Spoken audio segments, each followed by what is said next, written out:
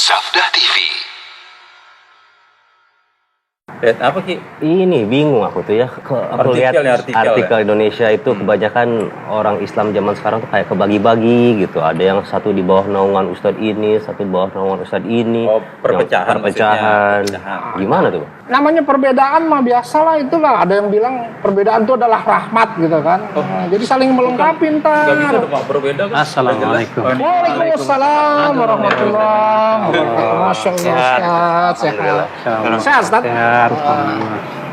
Ini lagi ngobrol-ngobrol soal aku kini ngomong tentang perpecahan umat nih. Gimana? Jadi kita mau tanya nih, mumpung ada Ustadz nih. Rasulullah tuh pernah mengkabarkan nggak sih tentang adanya perpecahan yang kayak gini sekarang ini gitu? Iya. Rasulullah SAW sudah mengabarkan jauh-jauh hari sebetulnya. Oh, udah ada ya Ustadz ya? Dan saya pernah mentakhrij hadis-hadis tentang perselisihan umat itu. Itu ternyata yang meriwayatkan ada sekitar 13 sahabat. 13 sahabat? Iya. Masya Allah. Hadis Anas bin Malik aja ada 7 jalan. Belum ada hadis Abu Hurairah, hadis Muawiyah, Ibnu Abbas, Sa'ad bin Abi Waqqas dan yang lainnya. Dan ada sekitar 15 ulama yang mensahihkan. Sahih, Ustaz. Rasul mengatakan sataftariqu hadhil ummah ala 73 firqah. Umat Islam akan berpecah menjadi 73 golongan. 73. Bayangkan Rasulullah SAW sudah mengabarkan bahwa memang umat Islam ini akan berpecah belah. Dalam satu riwayat Imam Ahmad dalam musnadnya, Rasulullah pernah berdoa kepada Allah. Di mana kata Rasulullah, 2 diijabah, 1 tidak diijabah. Apa yang tidak dijabah oleh Allah? Rasulullah minta, ya Allah, jangan kau jadikan umatku berpecah belah. Allah tidak ijabah. Artinya bahwa memang umat Islam pasti akan berpecah belah. Iya. Kenapa sih harus ada perpecahan ini? Sekarang ada sebuah pertanyaan. Kenapa Allah menghendaki adanya perpecahan? Jawabannya adalah karena ada hikmah-hikmah yang besar. Karena perbuatan Allah itu pasti tidak lepas dari hikmah. Apa hikmahnya? Dengan adanya perpecahan itu akan terlihat siapa yang bersungguh-sungguh mencari kebenaran, siapa yang memang dia tidak bersungguh-sungguh. Siapa yang menjadi pengikut Rasulullah, pengikut dalil, siapa yang pengikut hawa nafsu. Kelihatan semua ya. Siapa yang menjadi fanatiknya hanya kepada Allah dan Rasulnya, siapa yang fanatiknya kepada golongan. Maka dengan adanya perselisihan itu hikmahnya besar sekali. Memang di sana ada mudaratnya, tapi maslahatnya besar.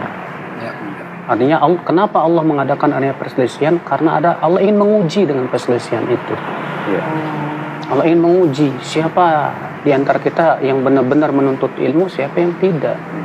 Rasulullah Ustaz itu ngasih solusi nggak Ustaz kalau dengan perpecahan? Iya, dengan pasti Rasulullah ini sayang sama umat Ustaz. Pastilah.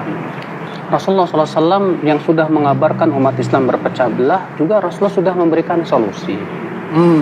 Dalam hadis riwayat Abu Daud, demikian pula Nasa'i dan Tirmidzi, dari hadis Al-Irbad bin Sariyah, bahwa Al-Irbad bin Sariyah ia berkata, wa'adhana Rasulullah SAW mau'idhatan darafat minhal uyun wa wajilat minhal qulub. Suatu ketika Rasulullah memberikan nasihat yang membuat air mata kami berlinang dan hati kami merasa ketakutan sekali. Kemudian kami berkata kepada Rasulullah, ya Rasulullah, seakan-akan ini nasihat orang yang ingin berpisah. Fa'ausina, tolonglah berikan kami wasiat.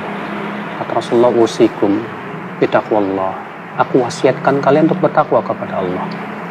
Wassam'i wa ta'ah, dan mendengar dan taat kepada pemimpin. Wa in ta'ammara 'alaikum 'abdun habasyi, walaupun kamu dipimpin oleh hamba sahaya Ethiopia, kata Rasulullah. Kemudian Rasulullah bersabda apa? Fa innahu man ya'ish minkum fasayara ikhtilafan katsiran. Sesungguhnya siapa di antara kalian yang hidup nanti akan melihat perpecahan yang banyak, kata Rasulullah. Kemudian apa kata Rasulullah? Dengarkan ini, beliau memberikan solusi. Iya, ini solusi. Ini dia. Kata Rasulullah, fa'alaikum bisunnati wa sunnatil khulafa'ir rasyidin al-mahdiyyin min ba'di. Addu 'alaiha bin nawajid wa iyyakum wa muhdatsatil umur. Fa inna kulla bid'atin dhalalah.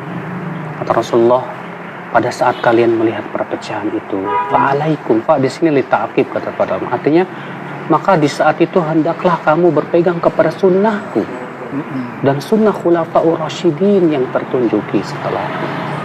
Gigit dia dengan gigi geraham, kata Rasulullah, dan jauhi oleh kalian perkara yang diada-adakan, karena setiap bid'ah itu sesat, kata Rasulullah.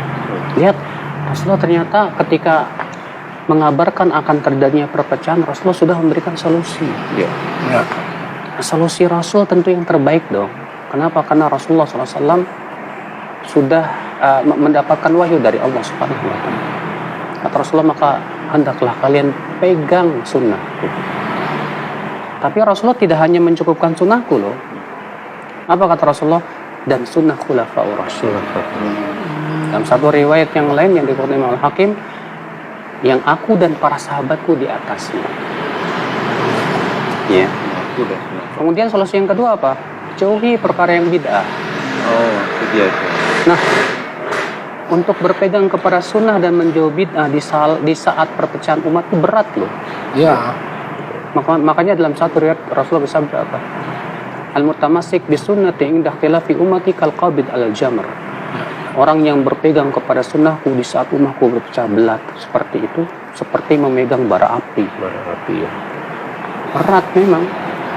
Saking beratnya. Iya. Insyaallah. Jadi walaupun memang kita semua orang Islam itu berbeda-beda ya, tapi banyak juga yang bertanya kenapa sih kita memang banyak perbedaan segala macam. Kenapa sih kita nggak bisa bersatu aja gitu semua? Sholatnya juga sama. Kita sholat kiblatnya sama, Tuhan kita sama, Nabi sama. Biar satu aja gitu. Biar kita bersatu aja. Kenapa kita membiarkan perbedaan akidah ini memecah belah? Kelihatan kita, bagus sih pernyataan kayak gitu. Tapi- Tapi sesungguhnya gimana gitu? Pertanyaan bagus sekali. Islam itu memang sangat menganjurkan persatuan. Allah Subhanahu wa Ta'ala ketika menyebutkan tentang masalah perpecahan dalam surat Ali Imran ayat 102, Allah berfirman apa? Wa'tasimu bihablillahi jami'ah wa la tafarraqu. Peganglah tali Allah semuanya oleh kalian dan jangan berpecah belah. Jangan berpecah belah. Iya. Iya. Jadi Namun, coba deh kita perhatikan ayat-ayat tentang perpecahan dan persatuan. Semua ayat-ayat yang memerintahkan kita bersatu padu itu tidak lepas tanpa ikatan, tapi selalu diberikan ikatan. Apa ikatannya coba? Dalam ayat tadi apa? Berpeganglah kepada tali Allah itu apa? Al-Quran dan hadis. Dan jangan berpecah belah. Artinya apa? Orang yang tidak mau berpegang kepada Al-Quran dan hadis pasti pecah belah. itu pasti. Demikian pula Allah Subhanahu wa Ta'ala berfirman, wa athi'ullaha wa rasulahu wa la tanaza'u wa tafshalu wa tadhhaba rihukum. Taati Allah dan Rasulnya, jangan bercerai-berai, niscaya kalian akan gagal.